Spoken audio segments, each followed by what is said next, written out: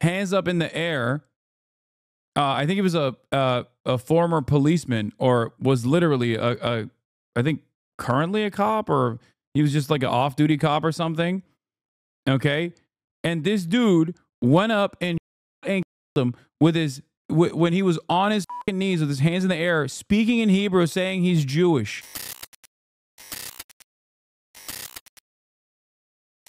All right, let's talk about South Florida.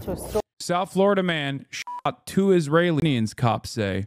Now, this is somewhat of a ridiculous story because initially they thought that the 2 Israelis that were shot, they thought that they were shot by someone who is of Palestinian descent, okay? The victims, who were Israeli tourists, right after being shot, took to social media to chant, "Death to Arabs," okay? Anyway, let's watch the story, and let's figure out if it was actually a Palestinian person who shot these Israeli tourists. Story you'll only see on Local 10. 2 men shot more than a dozen times while driving on Miami Beach. Tonight, we hear from those victims. Local 10's crime specialist Bridget Matter is live on Miami Beach with the exclusive. Bridget. And it's truly a miracle that these 2 were not seriously hurt. They say that while they were driving, they were randomly attacked, a man shooting off as many as 17 shots at their car. This is the mugshot for 27-year-old Mordecai Braffman. He's accused of shooting at 2 men in I'm glad I prefaced this with the guys were like, "Oh, Palestinian terrorists attacked us," which is crazy because the article itself, I think, like what they posted, literally features a guy who shot them. And his name is Mordecai, which is not a common Palestinian name. Okay? Just gonna put that out there. All right? Mordecai Braffman, 28. Why does he look so smug in the mugshot? I do not know. Oh, I think he thought that they were Palestinian too. Miami Beach Saturday. That's the reason, ironically enough. Evening. There was a truck passing next to him. Right on him. Boom, boom, boom, boom, boom. He just randomly started shooting it. Ari Rive was shot in the shoulder. He spoke to us with help from his cousin to translate. He says he and his father were randomly attacked while driving off Alton Road, the 2 visiting from Israel. Video shows their car riddled with bullets. Police say 17 shots were fired. He put the window down from the driver's seat and just blasted them. Ari was hit in the shoulder. The bullet still lodged in his body following the attack. After they took off, he tried shooting them from the back of their car. Bullet went through right next to him, right next to his ear, because he was the driver. And he was holding his dad's head because he thought the dad got shot in the head. Surveillance video shows the men trying to get help from a nearby business. The suspect was quickly arrested. In the arrest form, it says Braffman. He saw 2 Palestinians and shot and killed both. That's why he has that fucking smug-ass face in the mugshot, by the way. It is literally the real-life Spider-Man pointing finger at each other meme. This dude, okay, this dude thought he saw a bunch of Mizrahi Jews, okay, who were literally visiting from Israel and thought, "Oh, look at these goddamn Arabs. They must be Palestinian Arabs. They must be Muslims." And he just started in the most Florida man way possible, blasting. Yeah, 17 shots, 17 close range shots and only 1 hit. He's IDF for sure. Oh, yeah. Yeah. My man said, "Oh, my bad. I thought we were in the West Bank." He said to himself, "Sorry, I was going to spit, but it was too far for me to spit. And some of the spittle might actually get caught in my own car. So I chose the blast instead." The other side of the story that's crazy is they also thought that the dude shooting them was Palestinian or Arab. My father and I went through a murder attempt against anti-Semitic background. They tried to murder us in the heart of Miami, but the creator of the world was with us, so he didn't go. I want to say thank you to everyone for their support, and it is not taken for granted with Israel live. Death to the Arabs. Y'all are so brain dead, dude. What an insane situation. Now, I don't know if Mordecai Braffman is Israeli or if he's homegrown. American Zionist sociopath. Okay.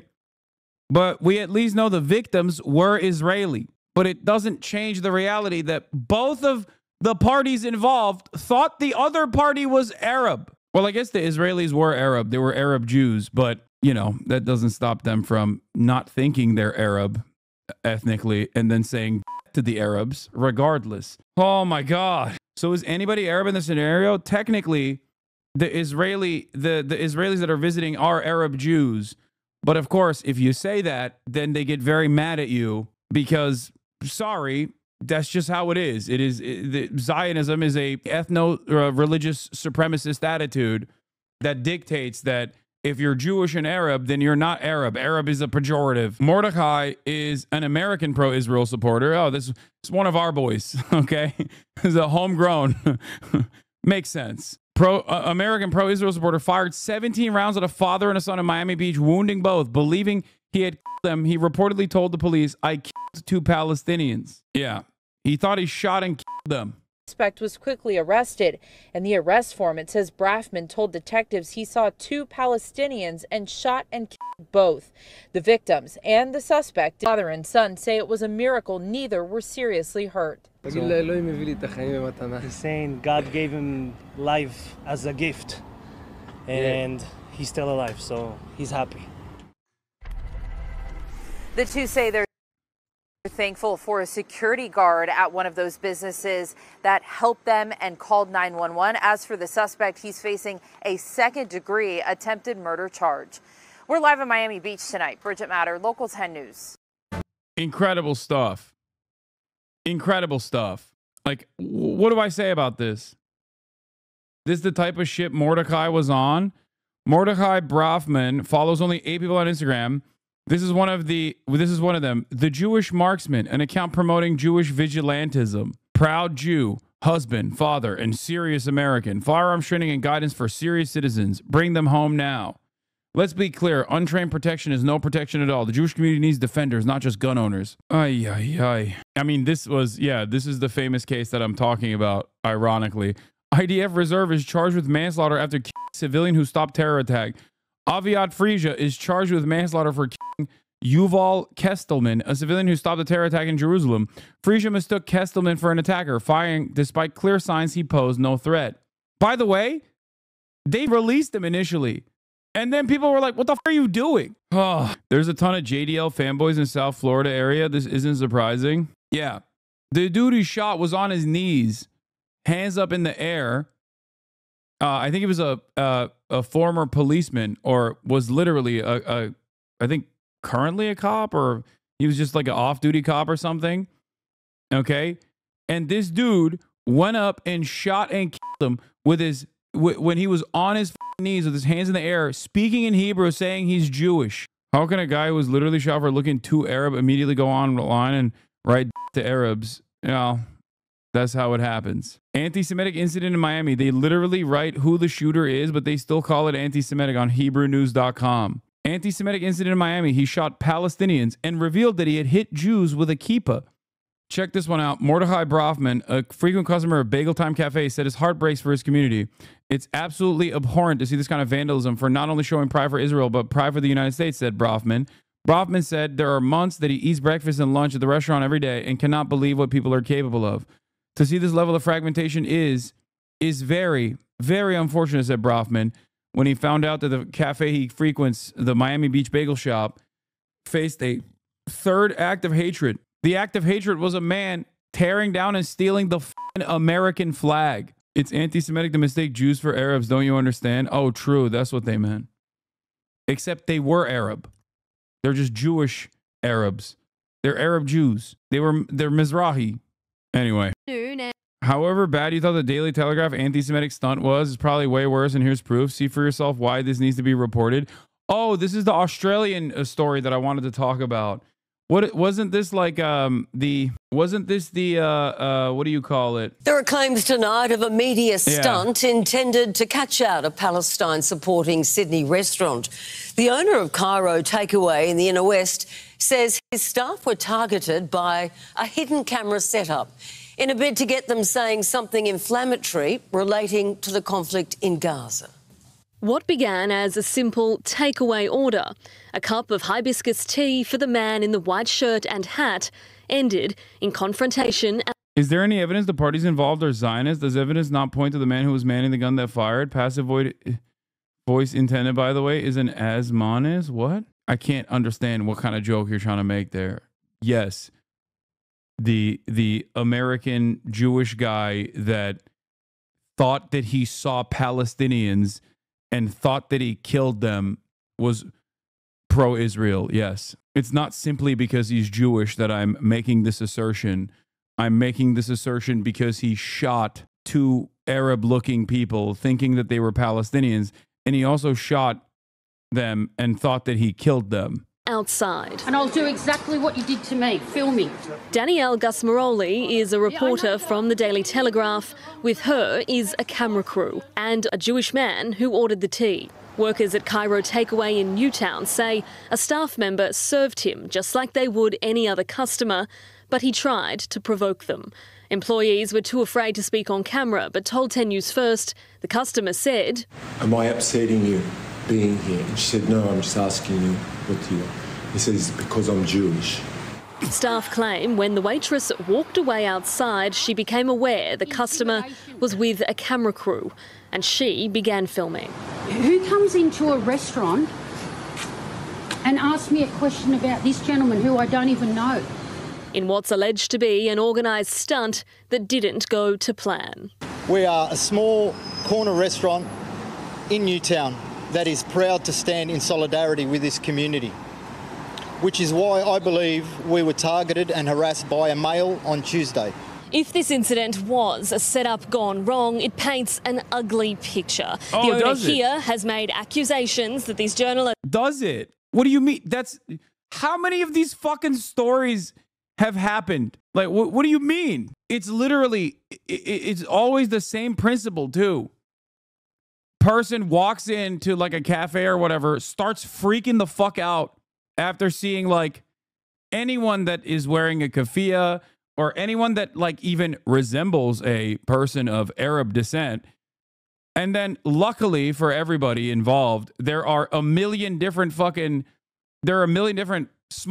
with cameras everywhere.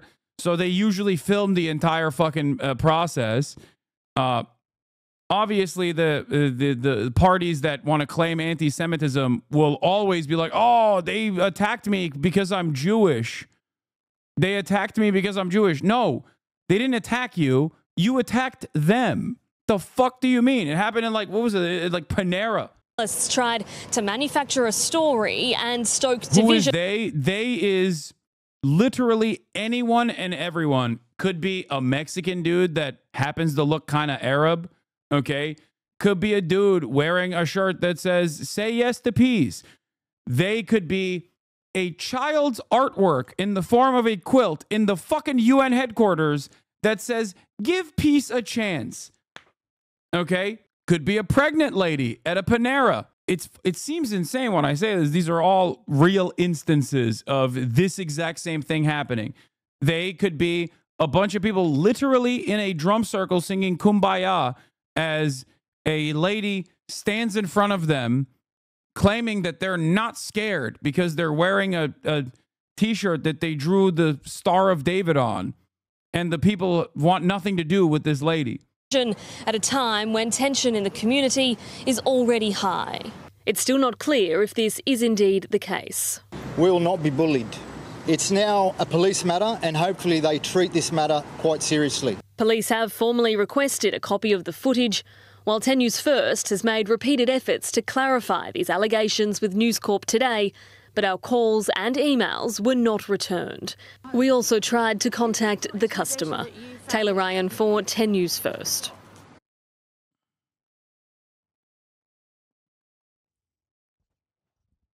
Anyway, here's the... And Cairo takes on a right. Wait, there's more Tuesday coverage. Afternoon and Cairo Takeaway Cafe is buzzing when a man wearing a Star of David cap walks in and orders a hibiscus tea. He moves to the back of the cafe, wearing glasses with a camera. He turns them on and he leaves, following the female staff member who served him. They're at the door when the man in the cap speaks up. The alleged conversation relayed to the cafe's chef. Am I upsetting you being here? And she said, no, I'm just asking you, what do you want? He says, because I'm Jewish. Seconds later, a senior journalist from the Daily Telegraph enters with her photographer and allegedly asks the same female server, have you got a problem with the man with the white cap? She says, wow, $150 million in Knesset grants for better Hasbara in the year 2025. This is the best we got. That's crazy. That is crazy. Here's an expose on the Cairo takeaway stunt, building anti-Semitism one caper at a time. They were offended by a mural by a famous artist there. He has rocked up at pro-Pal protest to cause trouble. Within 2 days, 2 Muslims were attacked in Sydney. One of them was pregnant. Literally nothing in the media. At the same time, well-known Lebanese artist meant to represent Australia at Venice Biennale was dropped, breaking all normal processes. It's so strange, dude. It's like it's basically like, oh, you just start shit. You try to cry bully your way out of it, even if it's just like a genuinely failed attempt. But the administrators still follow through on the process and just like excommunicate pro-Palestinian or even fucking any kind of like Arab association that they might have had.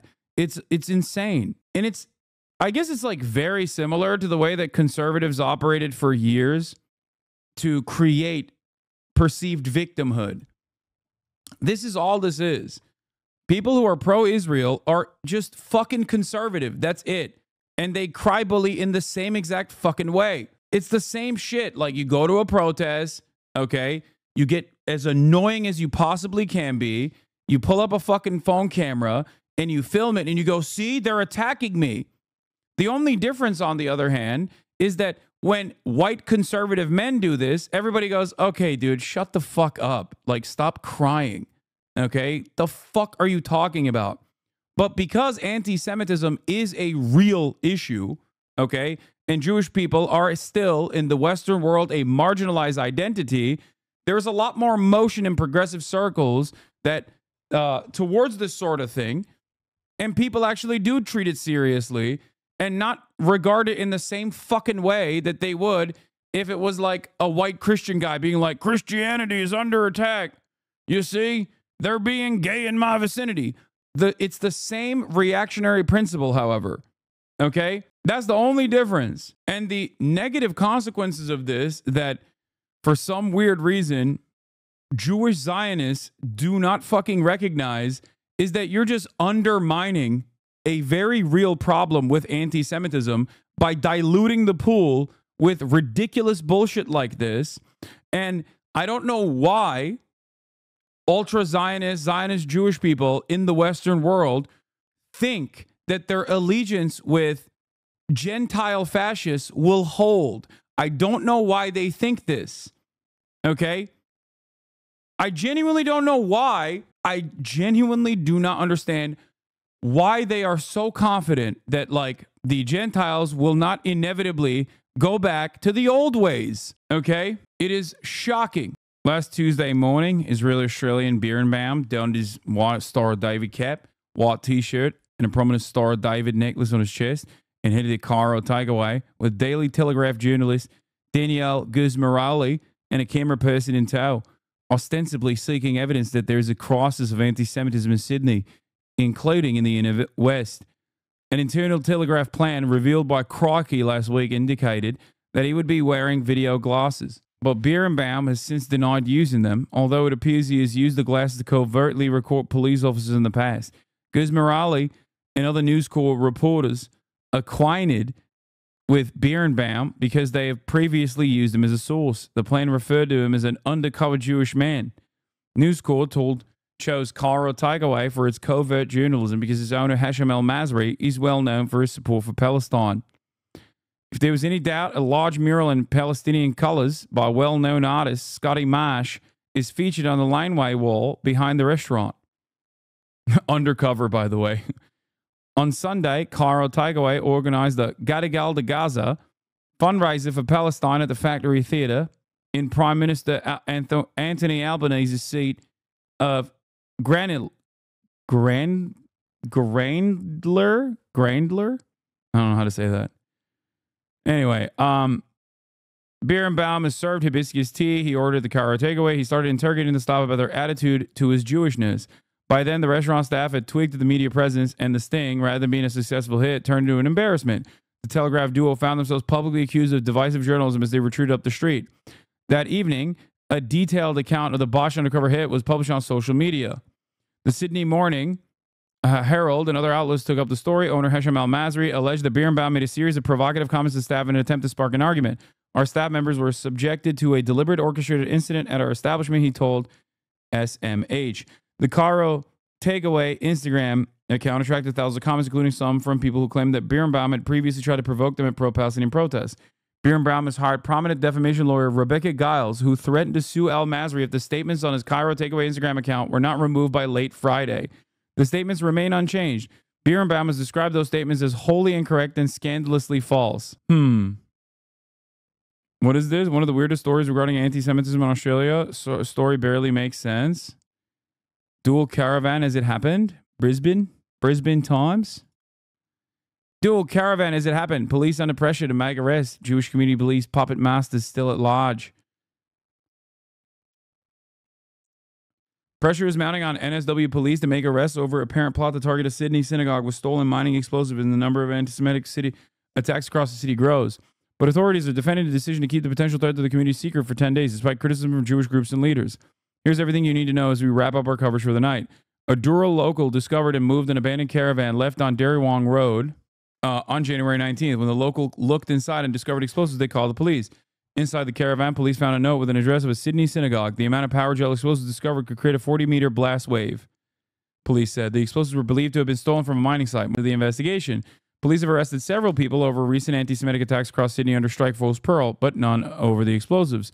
Police believe the apparent plot is linked to be orchestrated attacks directed by people above the alleged perpetrators arrested so far. Jewish groups believe the puppet masters behind the violence are yet to be apprehended. Both police and the state government have defended their decision to stay quiet on the investigation despite criticism from the Jewish community. Police Commissioner Karen Webb said the caravan investigation has been compromised when details were leaked to the media, triggering a succession of scrambled police and government press conferences. Two people arrested on the periphery of this investigation, Tammy Ferrugia and her partner Scott Marshall, had already been arrested under Strike Force Pearl. A third person allegedly named on a police warrant alongside the couple. None of these three people have been charged over the explosives. The owner of the caravan is in police custody but has not been charged in relation to this incident. He was previously arrested for other alleged offending, police said. Prime Minister Albanese paralleled the perpetrators of anti-Semitic attacks cowards who would be hunted down and locked up as he defended his government's handling of the matter. They reported in an article that police found a cache of like 40-year-old bombs to try and spread more anti-Arab hate. I mean, this doesn't make any fucking sense whatsoever. Especially considering a guy stole the caravan. The two people arrested have nothing to do with the van. They're just weird druggos who apparently have done anti-Semitic graffiti. Albanese has faced calls from the coalition to reveal when he was briefed on the caravan investigation and why details of the suspected terror plot were not made public. Keep reading the other story. It gets worse. Last week, Birnbaum closed his LinkedIn account and switched off his Offer from Instagram account, which he has more than 4,000 followers.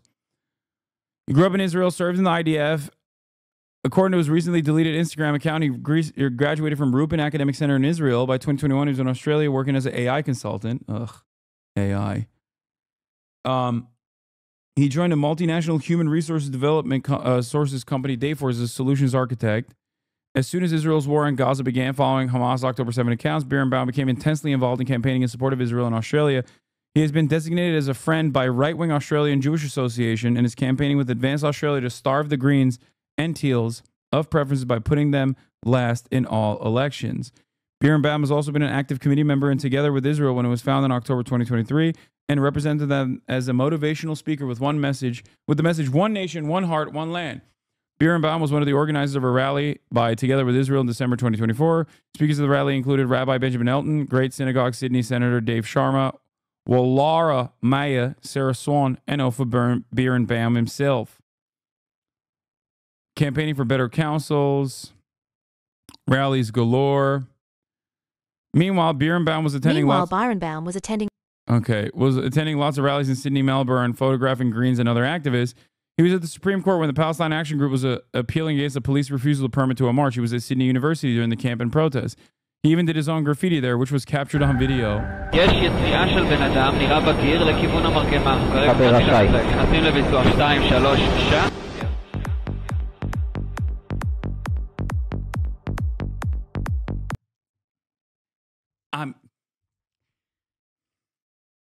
Oh my God. It's always psytrance. It's always psytrance, dude. What the fuck? What the fuck? Oh, you weren't expecting that?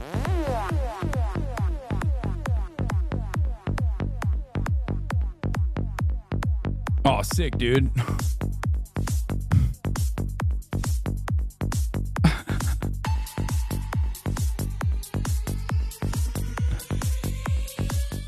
He really did a number on this graffiti tunnel.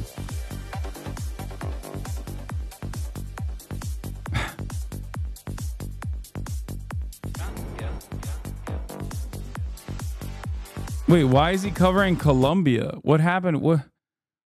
Oh, because Israel's got smoke with Colombia too. That's true. On December 5th, as a protest was held across the road from the Great Synagogue at Elizabeth Street, Sydney, against the celebration for Israel Institute of Technology, the Technion. As Birnbaum approached the synagogue for the event, he pulled out an Israeli flag. He vigorously objected when the police assigned to the protest accused him of deliberately trying to provoke a confrontation. Oh, the flags, man. The fucking flag. Oh my God. In America, they got the American flag with the Israeli flag side by side too. It's so funny. Anyway, the Jewish inventor of the pager. Someone made sure you'll do your BDS properly. Kaya, back up. Kaya, get away. Kaya, no. Oh my God, you're so annoying. Kaya, get up. Up. Place. Hey. Place. Come on. Up. Hey. Up. Place. You don't understand. She's standing right underneath my chair. I accidentally almost fucking broke her tail. And she's so goddamn heavy. I can't even move her with ease. No gods, no masters. I know. What's wrong with the video? What do you mean? Have you reweighed her recently? I have not. The motherfuckers saying PETA are the type of motherfuckers whose dogs can't be around others? Yeah. Anyway, those were the two separate stories about the madness that has ensued. Is she a mix? I can't remember. Yes. Okay. Why do you think Israeli/Jewish Americans get so upset when people condemn Israel for their actions versus American attitude when Canadians boo the national anthem or shit talk America for imperial ideology? I mean, Americans get upset too when you do that. The only difference is there is no real bigotry that you can attach to in terms of like when I say fuck America, America's done awful shit around the world. Yeah, that is very frustrating for a lot of people who love America. The only difference there, however, is that the people that love America can't turn around and be like, well, you're being a real anti-American bigot. Or even if they were to say that, you laugh at those people. But the problem here is when you do that about Israel, people who love Israel turn around and go, oh, you hate Jews. Hating Jews is a real form. So it's understandably taken more seriously than when someone says, oh, you hate America, you're anti-American.